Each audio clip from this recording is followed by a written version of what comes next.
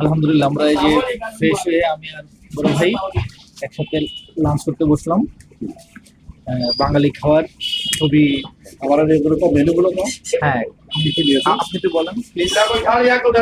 করলা ভাজি, আলু ভর্তা, টমেটোর চাটনি এবং মুসুর ডাল, তারপরে গরুর মাংস দেবো শেষে।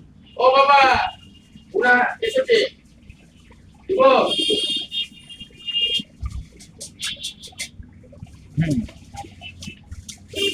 আমার মাংস সহজ ভাত, আমার মান একদম আসলে একদম খুব খাবার খুবই ভালো। পুদিনার চাটনিও আছে। কোনো হোনা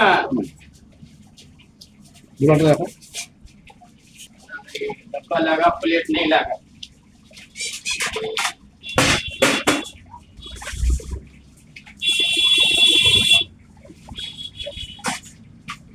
आलू ले क्या আলু ভর্তা, একটা আলু ভর্তা দিন। एक आलू भरता धनिया की चटनी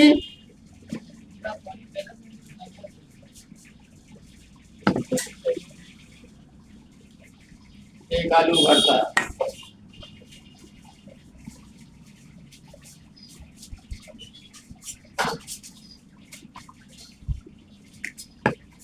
নিমক দিয়ে ভैया